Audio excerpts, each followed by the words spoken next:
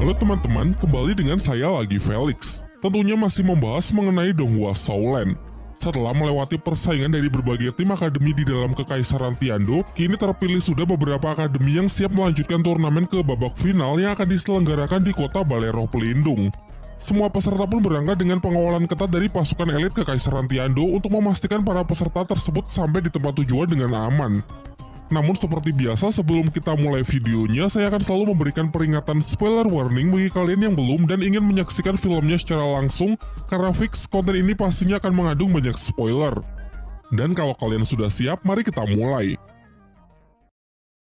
Di pagi harinya sebelum keberangkatan para peserta turnamen, Guru Liu Erlong mendapati sebuah surat yang ditinggalkan oleh Master Xiao.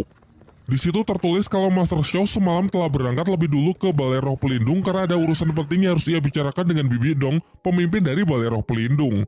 Setelah membaca surat tersebut, Liu Erlong sempat merasa kecewa karena Master Xiao tidak berpamitan secara langsung. Terlebih lagi di masa lalu, Master Xiao sempat memiliki hubungan asmara dengan pemimpin Balai Roh Pelindung tersebut. Di tengah pembicaraan Flander yang berusaha meyakinkan Guru Liu Erlong, Guru Zhao menyela untuk menginfokan kalau anak-anak sudah siap untuk berangkat. Namun beberapa guru akademi Sri Lanka termasuk Guru Zhao tidak bisa ikut pergi menonton final karena masih harus mengurus akademi. Di tempat lain, setelah kemarin tahu kalau salah seorang peserta ada yang berasal dari Sekte Hautian, pemimpin suci memberikan misi kepada dua Master Roh bergelar Douluo dari Balai Roh Pelindung, sebut saja Master Krisa dan Master Hantu, untuk pergi menghabisi Tangsan. Kembali ke tempat Tangsan, timnya beserta beberapa tim dari akademi lain yang terpilih dikumpulkan menjadi satu rombongan besar untuk memulai keberangkatannya menuju Balai Roh Pelindung dengan pengawalan dari pasukan kerajaan Tiando. Di dalam keretanya, Tangsan mengungkapkan kalau menurutnya orang-orang dari akademi yang mereka lawan sejauh ini bukanlah sebuah ancaman. Sedangkan ancaman yang sebenarnya adalah tim dari Balai Roh Pelindung yang akan mereka lawan nanti di final. Sementara itu, Feng Xiaotian meminta izin kepada petugas untuk menemui Huo Wu yang berada di dalam kereta Akademi Jihuo.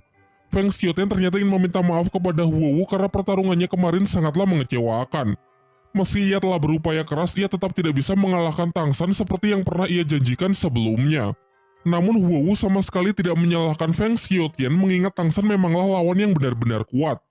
Kemudian ia mempersilahkan ketua tim Chen Feng tersebut untuk masuk ke dalam keretanya untuk membicarakan bagaimana cara mengalahkan Tangsan nanti di pertarungan final. Setelah perjalanan yang cukup panjang, rombongan peserta melintasi sebuah ngarai yang terjal dengan tebing yang sangat curam di kedua sisinya. Tempat semakin terasa mengerikan dengan adanya banyak burung gagak dan sisa-sisa mayat prajurit seperti tempat bekas dari sebuah medan perang. Keanehan pun tiba-tiba terjadi. Angin mulai bertiup secara tidak wajar yang disertai dengan daun merah yang berguguran padahal harusnya tidak ada pepohonan di sekitar sini. Sontak pasukan pun segera merapatkan formasi dan meningkatkan statusnya menjadi siaga, berjaga-jaga untuk menghadapi pertempuran setiap saat. Dan benar saja, tak lama setelah itu reruntuhan bongkahan batu berjatuhan dari atas tebing dan membombardir rombongan mereka, pertanda dimulainya serangan dari musuh. Tentu sebagai pasukan terbaik dari kerajaan Tiando, mereka berusaha menghandle situasi dengan pertahanan terkuatnya dan memastikan semuanya tetap terlindungi. Seketika juga para rombongan Sri Lanka pun turun untuk mencoba membantu. Namun Flander menghentikannya karena ada kemungkinan serangan ini dilakukan oleh musuh dari pihak kerajaan Tiando itu sendiri. Sehingga orang luar tak perlu ikut campur dan lebih baik menyerahkan semuanya kepada pasukan yang bertugas. Alih-alih terlibat dalam pertempuran, menurutnya yang terpenting sekarang adalah fokus melindungi para murid. Sementara itu, para prajurit Kekaisaran Tiando yang menahan serangan musuh nampaknya mulai kewalahan, sehingga Flander memerintahkan semuanya untuk mempersiapkan diri jika memang harus terlibat.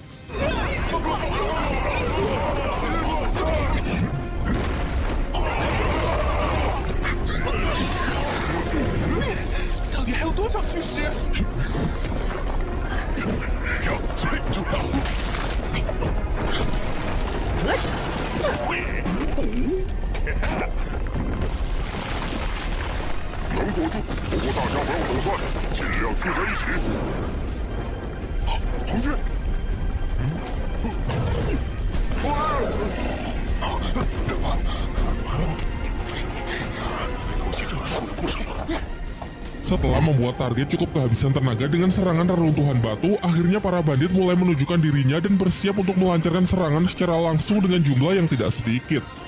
Bentrokan pun tak terelakkan.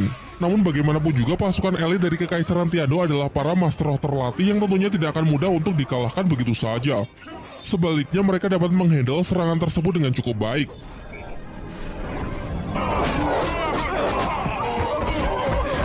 Menanggapi hal itu, para bandit segera merapalkan teknik penyaluran kekuatan roh yang sanggup meluluhlantahkan formasi dari pasukan kekaisaran dan menerobos pertahanan pertama untuk menyerang para peserta turnamen.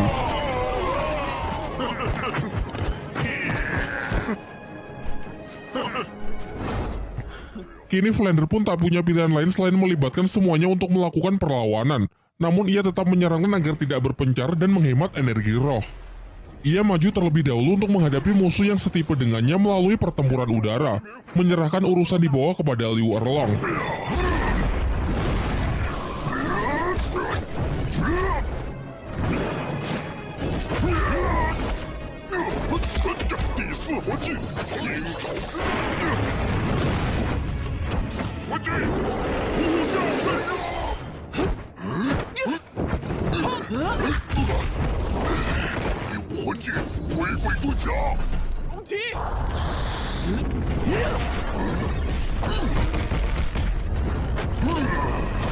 Menjadi keuntungan tersendiri bagi Dai Mumbe dan kawan-kawan karena sebagian musuh tidak mengeluarkan kekuatan roh pelindung karena tetap ingin merahasiakan identitas mereka yang sebenarnya.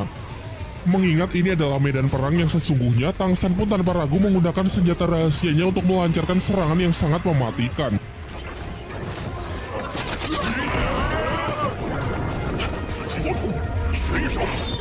Namun sayangnya datang lagi seorang musuh yang merupakan ketua bandit. Ialah Master Roh dengan level yang cukup tinggi, terasa dari aura penuh tekanan yang begitu kuat. Dan benar saja, terlihat dari beberapa cincin roh yang melingkar di tubuh lawan, mungkin ia telah mencapai level lebih dari 80. Guru Xingming disibukkan dengan puluhan Master Roh yang mengejarnya, sehingga Tang San dan kawan-kawan harus menghadapi musuh yang memiliki gelar Dao Luo tersebut. Tanpa membuang-buang waktu, musuh langsung menggunakan skill dari cincin roh ketujuhnya, yakni wujud elang emas yang langsung menunjukkan perbedaan kelas di antara mereka. Situasi menjadi semakin buruk karena di belakang mereka sudah menanti dua Master Roh dengan level 50-an yang siap menyerang kapanpun. Seorang Master Roh bergelar Dao Luo ditambah dua Master Roh level 50. Situasi yang benar-benar buruk. Di sampingnya, Dai Mumbe meyakinkan kawan-kawannya untuk bertempur habis-habisan sekecil apapun peluang yang ia miliki. Flander dan Liu Erlong yang ingin membantu para anak-anak pun tidak bisa berbuat apa-apa karena masing-masing dari mereka sudah disibukkan oleh musuh yang lain, sehingga tim Sri Lanka harus benar-benar berusaha sendiri. Dari aba-aba Tang San, 3 penyerang utama menggempur musuh dengan masing-masing teknik roh terkuatnya.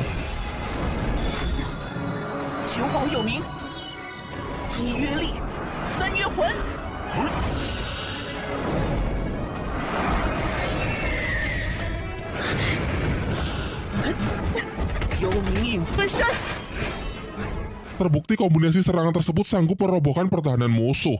Namun sayangnya perbedaan level yang terlalu jauh memang tidak bisa dipungkiri. Dalam sekejap ketua bandit melepaskan skill cahaya emas yang mampu melakukan recovery sehingga luka-lukanya bisa segera pulih dan sayap elangnya dipatahkan juga dapat melakukan regenerasi. Giliran Xiaowu yang mencoba melancarkan serangan. Begitu melihat celah tanpa ragu ia langsung melepaskan skillnya.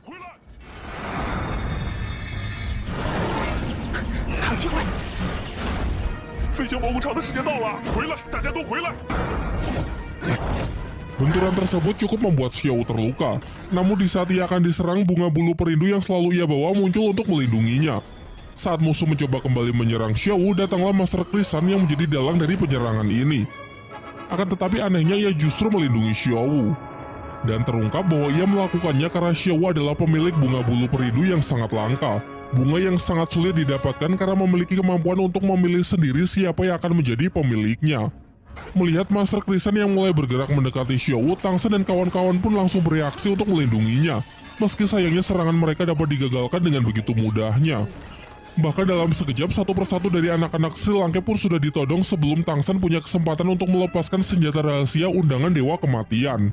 Sebagai penggemar bunga langka, Master Krisan mengatakan kalau ia sangat terobsesi dengan bunga milik Xiaowu.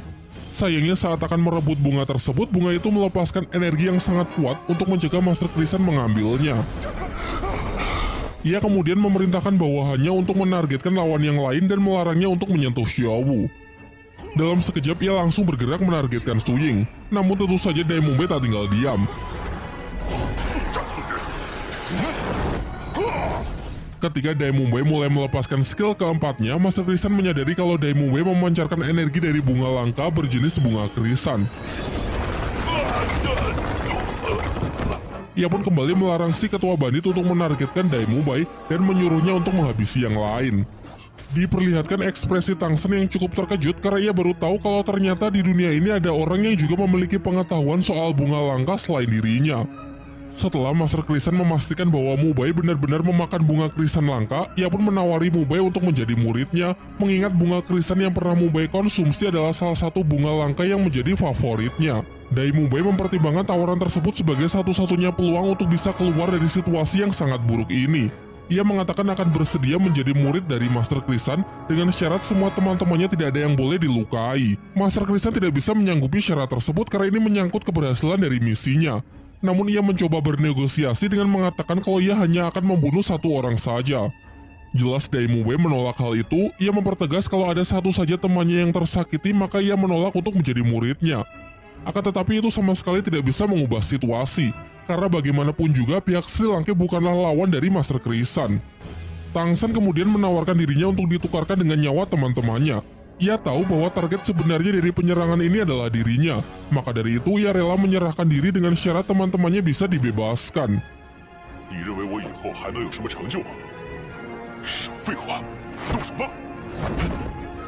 Sayangnya tekad yang kuat tidak disertai dengan kekuatan yang mumpuni untuk bisa melawan Master Krisan.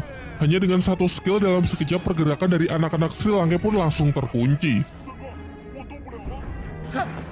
Serangan fatal langsung ia targetkan kepada Tang Shen. Masih beruntung Guru Li Warlong sempat melindungi Tang Shen meski membuatnya cukup terluka. Xin kemudian beralih memperlihatkan Master Xiao yang telah tiba di kerajaan Balai Roh Pelindung. Ia diperbolehkan masuk setelah menunjukkan plat pemimpin suci yang dulu ia dapat dari ayah Tang Shen. Singkat cerita, ia berhasil menemui Bibi Dong, pemimpin suci dari Balai Roh Pelindung. Master Xiao lalu menceritakan bahwa ia memiliki seorang murid berbakat yang memiliki roh pelindung ganda. Namun seperti yang pernah dijelaskan sebelumnya bahwa dua kekuatan roh pelindung akan saling bertabrakan saat keduanya dimasuki cincin roh. Oleh karena itu tujuan ia datang ke sini adalah ingin menanyakan bagaimana Bibi Dong bisa mengatasi masalah yang ditimbulkan dari kekuatan roh pelindung ganda. Mengingat Bibi Dong ini merupakan pemilik roh pelindung ganda yang sukses mengatasi masalah tersebut. Akan tetapi Bibi Dong tidak lantas menjawabnya begitu saja. Ia justru mencurigai Master Xiao bahwa muridnya tersebut akan dilatih untuk kelak melawan dirinya.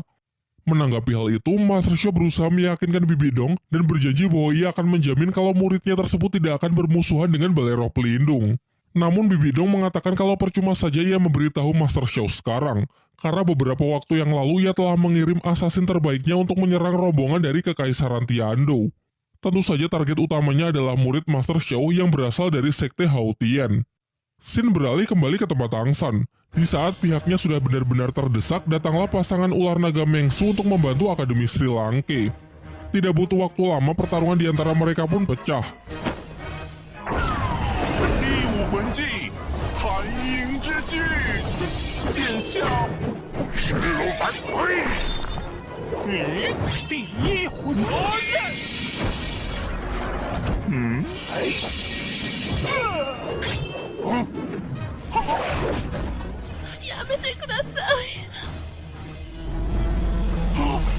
Terlihat kekuatan dari Master Krisan yang memang berada di level yang berbeda. Ia dapat menekan pasangan ular naga Mengsu hanya dengan beberapa teknik roh saja.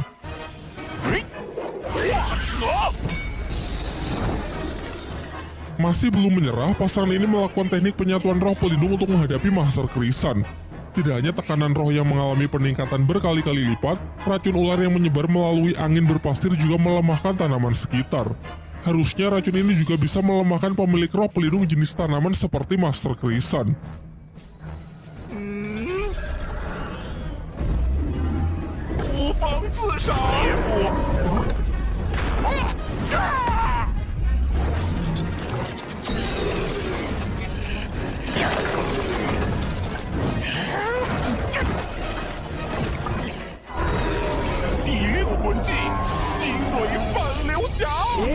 Berlanjut ke pertarungan yang jauh lebih serius pada duel udara.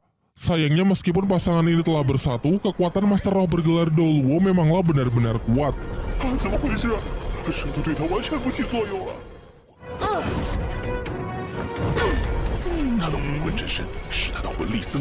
Sampai akhirnya pasangan ular naga Mengsu tak lagi bisa berkutik karena Master Krisan menggunakan cara licik untuk menyandera Menghiran. Tang Shen lalu meminta agar pasangan ini tidak lagi berkorban untuk berusaha melindunginya, mengingat sebenarnya mereka sama sekali tidak terlibat dalam pertempuran ini. Terlebih lagi situasinya sampai membahayakan cucu kesayangannya. Dengan desakan yang melibatkan keselamatan cucu kesayangannya, dengan terpaksa pasangan ular naga Meng Su pun mundur dari pertempuran. Di benaknya, Tang Shen sudah mulai berpikir apakah ia akan mati dan perjalanannya akan selesai sampai di sini. Padahal banyak hal yang masih belum ia capai. Akan tetapi keberuntungan masih berpihak kepadanya. Tak lama setelah kepergian dari pasangan ular naga Meng Su, datang lagi Master Roh yang ingin membantu. Ia adalah kakek Dugu. Dengan alasan bahwa Tang Shen sudah banyak membantunya dan statusnya yang telah bersedia menjadi bagian dari Akademi Sri Lanka, dengan cara apapun ia akan melindunginya. Sementara itu di Balai Roh Pelindung, Master Xiao sangat terkejut setelah tahu kalau Bibidong telah mengirim pembunuh untuk menghabisi Tang Shen. Kemudian Bibidong menjelaskan mengenai informasi yang ia dapat mengenai si Tang Shen ini. Seorang anak berbakat yang berhasil mencapai level 40 di usia muda. Pemilik roh pelindung ganda, keturunan langsung dari sekte Hautian, memiliki tulang roh dan sangat jenius. Dengan potensi yang begitu luar biasa, Bibidong mengatakan kalau anak itu tidak berpihak kepada Balai Roh Pelindung, maka akan lebih baik dibunuh saja. Bibidong,你不要太过分。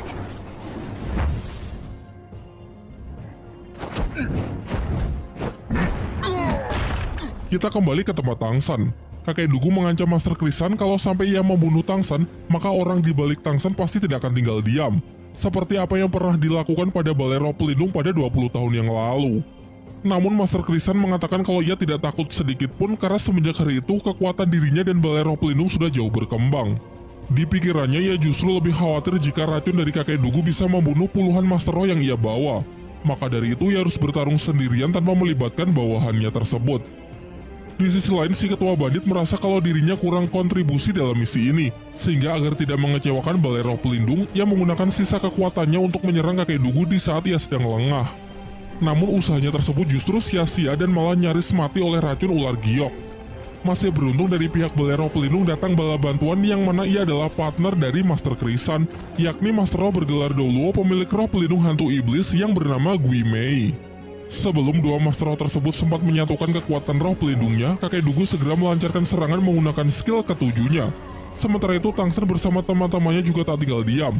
Mereka mencoba menggunakan serangan kombinasi untuk berupaya melumpuhkan Master Krisan. Meskipun pada akhirnya usaha tersebut sia-sia karena adanya perbedaan level yang begitu signifikan. 我们之间的魂力差距实在太大了。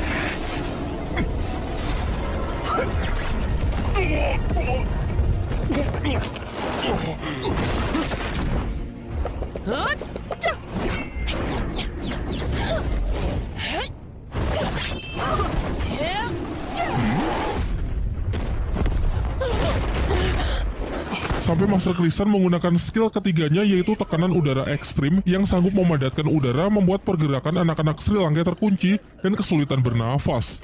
Serangan mematikan pun hendak dilancarkan oleh Master Krisan untuk menghabisi Tang Shen. Akan tetapi di detik-detik terakhir muncul perwujudan roh pelindung pedang yang melindunginya. Ialah kakek angkat dari Ning Rongrong yang datang bersama ketua sekte Cahaya Kibau, Ning Fengzi. Kedatangan mereka berdua tak lain sebenarnya untuk melindungi putra mahkota kerajaan yang ikut dalam rombongan ini. Mengingat sekte Cahaya Kibau adalah aliansi dari Kekaisaran Tiandou.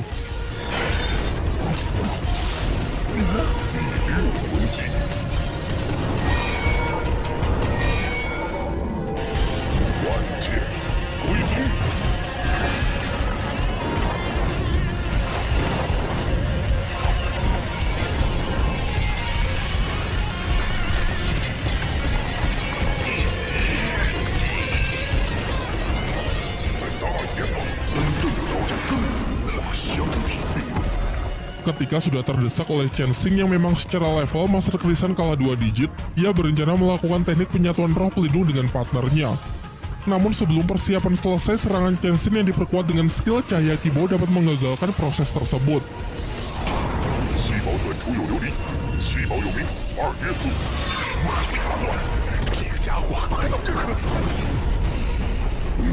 Setelah merasa tidak memiliki peluang lagi untuk bisa menang, dengan terpaksa Master Krisan pun memberikan sinyal kepada seluruh bawahannya untuk segera mundur. Pasca pertempuran tersebut, rombongan bergegas untuk beres-beres agar bisa segera kembali melanjutkan perjalanan. Di sini Ning Fengzi sengaja merahasiakan identitas dari para penyerang. Tang San yang sudah tahu kalau penyerang itu adalah utusan dari Balai Roh Pelindung pun ia peringatkan untuk tidak membocorkannya kepada yang lain. Karena dikhawatirkan jika semuanya tahu maka Balai Roh Pelindung bisa saja membunuh semua orang, mengingat kekuatan mereka yang sesungguhnya benar-benar tidak terbayangkan. Kemudian kakek Dugu kembali menjelaskan kepada Tang San mengenai apa yang pernah ia bicarakan sebelumnya. Mengenai kelicikan dari Balai Roh Pelindung yang akan membunuh anak-anak berbakat yang tidak bisa pihak mereka manfaatkan. Maka dari itu, Ning Fengxi menyarankan agar Tang San tidak perlu melanjutkan turnamen dan pergi saja ke Sekte Cahaya Kibo bersama Chen Xin. Namun Tang San menolak dan masih bersikukuh untuk melanjutkan turnamen, karena ia tidak ingin membuat teman-temannya kecewa dan semua perjuangannya selama ini menjadi sia-sia. Terlebih lagi ini adalah latihan terpenting bagi Tang San dan ia tidak ingin menyerah. Karena keputusan Tang San yang sudah benar-benar tidak bisa diganggu-gugat, Ning Fengxi pun juga tidak bisa memaksanya dan hanya bisa berjanji untuk berusaha semaksimal mungkin demi menjamin keselamatannya. Sementara itu, saat pembicaraan antara Bibi Dong dan Master Xiao kian memanas, salah seorang prajurit menyela untuk mengabarkan kalau Master Krisan telah gagal menjalankan misinya untuk membunuh Tang San. Suasana kemudian berangsur-angsur mendingin, namun Bibi Dong tetap tidak mau membantu Master Xiao mengingat dendam antara Balai Roh Pelindung dengan ayah Tang San tidak bisa ia abaikan begitu saja. Sebelum pergi, Master Xiao mengatakan kalau sebenarnya hingga kini ia masih mengingat perasaannya dengan Bibi Dong pada 20 tahun yang lalu. Namun ketika Bibi Dong menurunkan perintah untuk membunuh Tang San, saat itu juga hubungan di antara mereka benar-benar sudah berakhir.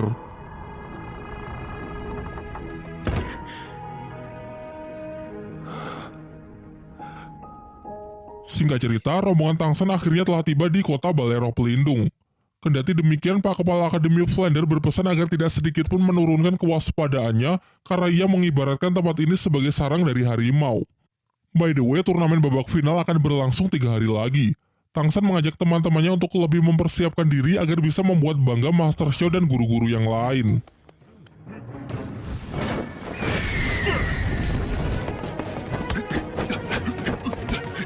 Keesokan harinya saat sedang berlatih, Xiao melakukan kultivasi dan akhirnya sudah berhasil melewati level 40. Mengingat masih ada waktu 2 hari sebelum dimulainya babak final, Guru Liu Erlang mengajak Xiao untuk berburu siluman roh guna mendapatkan cincin keempatnya, menyusul ketertinggalannya dengan murid-murid yang lain. Waktu berjalan cepat. Pada sore harinya, Guru Liu Erlang telah kembali bersama Xiao yang telah memperoleh cincin roh keempatnya. Guru Liu Erlang menceritakan bahwa saat memasuki hutan, ia berpisah dengan Xiao. Tentu hal itu membuatnya panik berlarian ke sana kemari untuk mencari murid kesayangannya tersebut. Sampai ia bertemu kembali dengan Xiao yang secara mengejutkan telah memperoleh cincin roh keempatnya. Xiao kemudian menambahkan saat sedang berpisah dengan Guru Liu Erlang, ia bertemu dengan seekor siluman roh yang kebetulan sedang terluka. Kebetulan juga jenis siluman itu cocok dengannya sehingga ia bergegas untuk menyerapnya. Tak lama setelah itu, Master Xiao yang telah lama pergi akhirnya telah kembali. Ia kemudian menjelaskan mengenai aturan yang diberlakukan pada babak final turnamen. Terdapat 33 tim yang akan bertanding, 3 diantaranya adalah tim yang mendapatkan prioritas masuk ke final tanpa melewati babak penyisihan. Tim yang akan saling bertarung akan dipilih secara acak lewat undian. Adapun jenis pertarungannya adalah pertarungan tim 7 orang seperti babak penyisihan tahap pertama. Sementara untuk rencananya, Master Xiao ingin langsung menurunkan 7 anggota inti tim Akademi Sri Lanka, sementara 4 sisanya akan menjadi cadangan. Singkat cerita, pada keesokan harinya, babak final dari turnamen Akademi Roh Elite pun dimulai. Semua peserta sudah berkumpul untuk menunggu gilirannya bertarung. Di sana terlihat juga Bibi Dong, sang pemimpin suci Balai Roh Pelindung yang hadir sebagai tuan rumah. Pak Kepala Akademi Flander mendatangi murid-muridnya untuk menyampaikan informasi bahwa di ronde pertama, Akademi Sri Lanka akan kembali berhadapan melawan Akademi Chihuo. Namun dengan alasan yang tidak diketahui, Akademi Chihuo justru mengundurkan diri. Tentunya hal ini terasa sangat aneh mengingat Akademi Chihuo sudah sangat berusaha keras di babak penyisihan kemarin. Terlebih lagi, Wu adalah orang yang sangat berambisi untuk mengalahkan Tang San, tetapi mengapa saat mendapatkan kesempatan justru mundur begitu saja? Menyerahnya Akademi Chihuo otomatis membuat Akademi Sri Lanka langsung masuk ke dalam 15 besar. Di tengah kebingungan mereka, pertarungan di atas arena akan segera dimulai, yang mana tim dari Akademi Chanfeng akan melawan tim dari Akademi Longqi. Semuanya pun dibuat sangat terkejut ketika melihat tim Akademi Chanfeng memasuki arena dengan anggota campuran dari Akademi Chihuo, yang mana di sana terdapat Wu, Wu Suang, dan 2 penyerang samping. Harusnya dengan adanya pergantian anggota tim termasuk melanggar aturan turnamen. Untuk memastikan hal itu, Flander pergi untuk menanyakan hal ini kepada pihak panitia. Kita kemudian diperlihatkan scene flashback saat Wu memanggil Feng Xiaotian untuk membicarakan bagaimana cara mengalahkan Akademi Sri Lanka. Menurut Wowu, Tangsen hanya bisa dikalahkan jika kekuatan dari Akademi Chiwo dan Akademi Qianfeng disatukan. Maka dari itu ia akan melobi panitia untuk mengaturnya. Tak lama setelah itu, Flander kembali untuk mengabarkan kalau panitia telah menyetujui pergantian anggota dari tim Akademi Qianfeng. Menurut Flander, mereka menggunakan celah dalam aturan. Meski aturan turnamen menetapkan tidak boleh ada perubahan peserta akademik ketika turnamen sedang berlangsung, namun tidak ada yang melarang jika ada peserta yang ingin berganti akademi. Menurut Flander, Balero Pelindung pastinya sudah menyepakati perjanjian dengan Akademi Qianfeng yang saling menguntungkan kedua belah pihak, sehingga mereka bisa menggunakan celah dalam aturan. Di atas arena, Suyanto sebagai wasit pertandingan berupaya untuk menghandle acara tersebut. Ia menjelaskan mengenai Akademi Longqi yang memiliki kekuatan tempur lebih merata dengan formasi yang seimbang antara bertahan dan menyerang. Sementara di sisi sebelah, Akademi Qianfeng terlihat lebih agresif dengan kepercayaan diri yang begitu tinggi pada ronde ini. 比赛开始， 风大哥，速战速决。 第二魂技烈焰燃光，好强！ Berencana menyelesaikan pertarungan dengan cepat, Wu Suang maju dengan pukulan apinya berhadapan dengan Gara yang salah server. 武器最香。 躲不开了。风，我，胜利是属于我们的。疾风双翼，第一魂技，火星如丝。他这需要这种标识。好狡猾！第三魂技。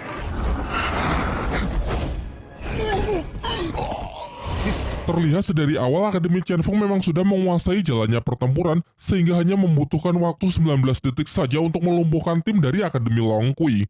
Feng Xiaotian baru hanya menggunakan skill ketiganya. Wu Suang cuma skill kedua sedangkan Wu bahkan sama sekali belum mengeluarkan skillnya.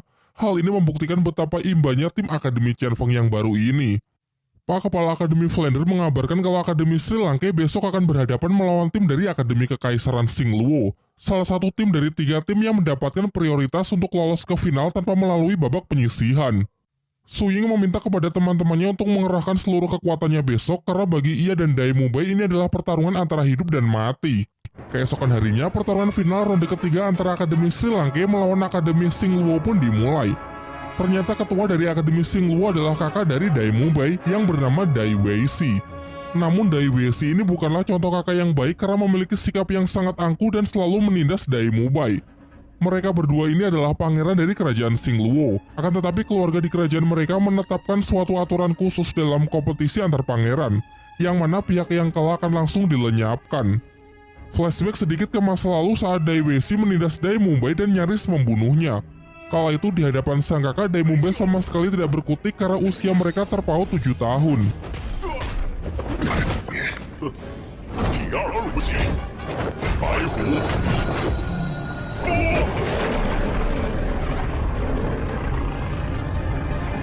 Beruntung ia masih bisa selamat kemudian memutuskan untuk meninggalkan kerajaan Xingluo, berharap suatu saat ia bisa kembali untuk mengalahkan kakaknya tersebut. Sebagai informasi, Su Ying sudah dijodohkan dengan Dai Mubai saat mereka masih sangat muda. Namun saat tahu Dai Mubai kabur dari kerajaan, ia pergi menyusulnya sampai akhirnya ikut mendaftar di Akademi Sri Lanka. Di pihak tim Akademi Xingluo juga terdapat kakak dari Su Ying yang bernama Su Yun. Di masa lalu saat pengejaran Su Ying yang kabur, ia bersama utusan kerajaan pergi untuk mengejar dan menghabisi sang adik.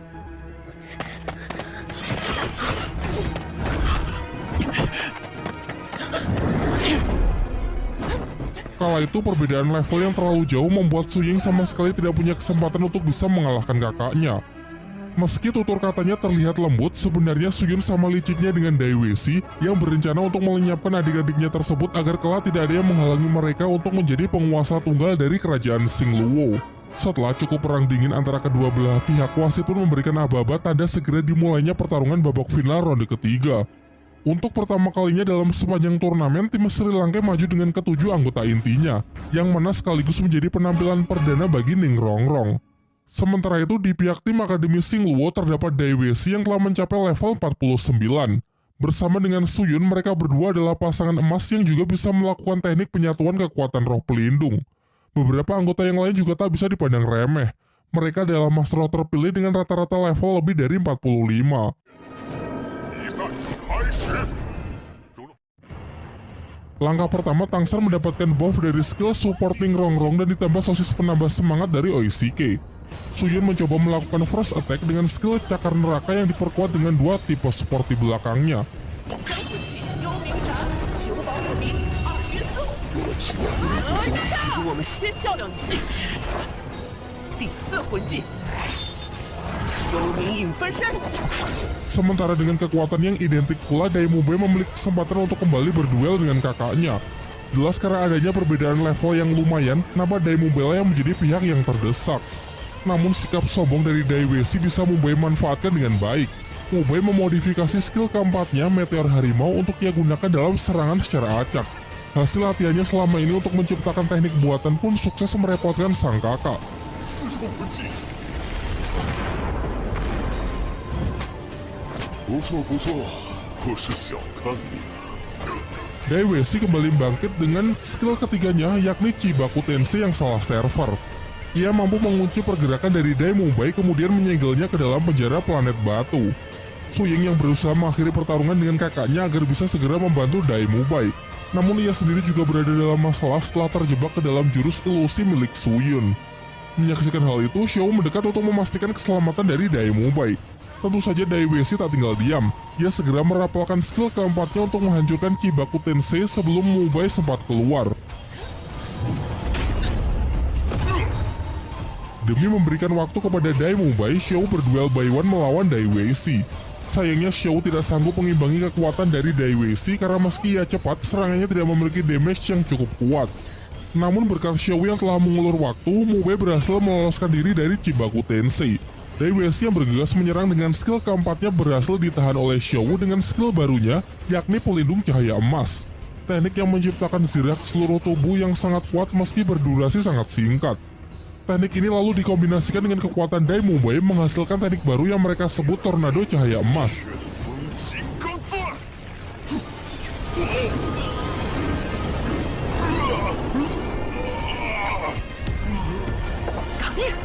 Sementara itu, tanpa disangka-sangka Suying juga telah berhasil membalikan keadaan melawan kakaknya. Sadar bahwa mereka telah meremehkan kekuatan dari Akademi Sri Lanka, Daiwesi pun segera mengubah taktiknya yang kini melibatkan seluruh anggota timnya. Dan dari sinilah Tangsan mulai beraksi. Ia melepaskan skill keempat kandang rumput biru perak yang telah ia modifikasi untuk mengacak-ngacak formasi dari tim Akademi Sing Luo. Sama sekali tidak ada yang menyangka kalau rumput biru perak saja bisa sekuat ini. Saat pihaknya sudah semakin terdesak, salah seorang tim dari Akademi Sing Luo menggunakan skill cermin pelarian untuk membawa Daiwesi keluar dari perangkap Tangsan. Skill ini memungkinkan penggunanya untuk membengkokkan ruang dan waktu dalam sebuah radius, membuka gerbang dimensi untuk menghilang dan muncul kembali di tempat yang sudah ditandai sebelumnya. Namun hanya Daiwesi yang sempat ia selamatkan, sementara beberapa sisanya masih kesulitan untuk meloloskan diri. Hal ini karena rumput biru perak milik Tangsan memiliki efek mengekang pergerakan musuh saat Tangsan mengalirinya dengan kekuatan roh. 原计划，凤翼天蛇。第二魂技，浴火凤凰，更强烈的统一墓穴。第四魂技，凤凰啸天机。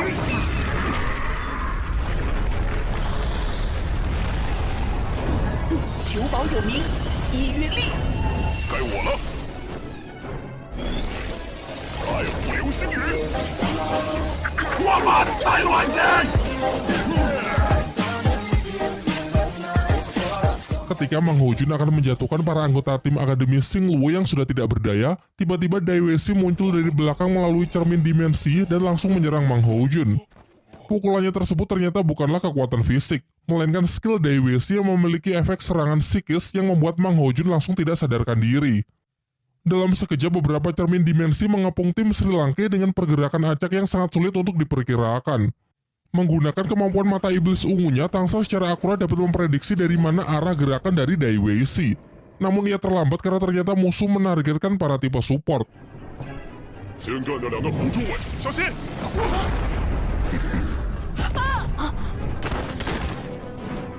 Meski seperti serangan fisik, serangan Daiwesi sebenarnya merupakan serangan psikis yang aktif melalui sentuhan. Begitu terkena serangannya, Oishike pun langsung dibuat jatuh pingsan. Target selanjutnya adalah Tang San. Namun seperti yang kita tahu, tak ada satupun serangan psikis yang sanggup melawan mata iblis ungu miliknya. Ketika Dai Weishi dengan percaya diri mengarahkan serangannya ke arah Tang San, serangannya tersebut dapat dengan mudah Tang San patahkan.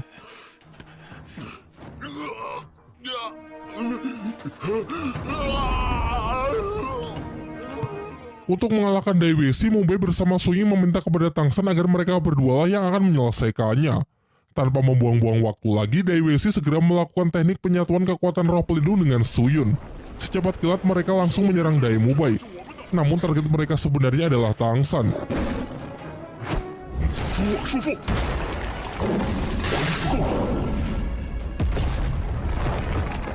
Kesempatan itu dimanfaatkan Mubei untuk melakukan teknik penyatuan roh juga.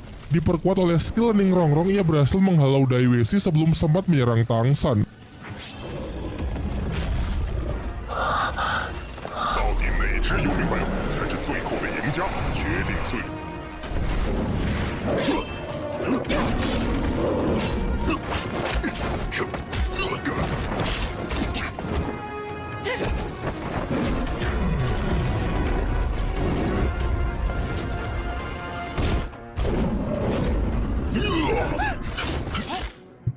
Dai Weishi bersama Su Yun berhasil unggul dalam duel antara teknik penyatuan roh tersebut karena jelas mereka memiliki beberapa level yang lebih tinggi. Akibatnya harimau putih neraka milik Mubei terlihat terluka parah dan nyaris tidak lagi bisa melakukan perlawanan. Akan tetapi berkat tekadnya yang begitu kuat serta hubungannya dengan Su Ying yang juga semakin erat, wujud dari gabungan kekuatan roh mereka mengalami mutasi. Tidak hanya mampu meregenerasi luka-luka yang diterima, wujud itu kembali bangkit dengan sepasang sayap yang muncul di punggungnya setelah mendapatkan tekanan dari musuh. Keadaan pun seketika berbalik. Kekuatan dari penyatuan roh Dai Weishi nampak mulai kesulitan untuk mengimbangi penyatuan roh milik Dai Mubei yang telah mengalami mutasi. Kecepatan dari terjangan harimau putih neraka ditambah keunggulan dari sayapnya membuat kemenangan kini telah berpihak kepada Dai Mubei.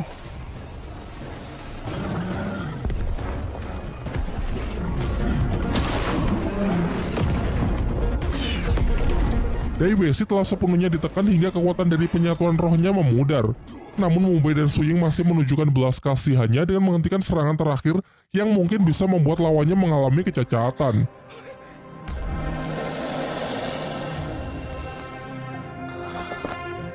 Sayangnya kebaikan itu justru dipandang Su Yun sebagai bentuk penghinaan sehingga dengan sedikit sisa tenaganya ia langsung menyerang adiknya tersebut dan berhasil membunuhnya.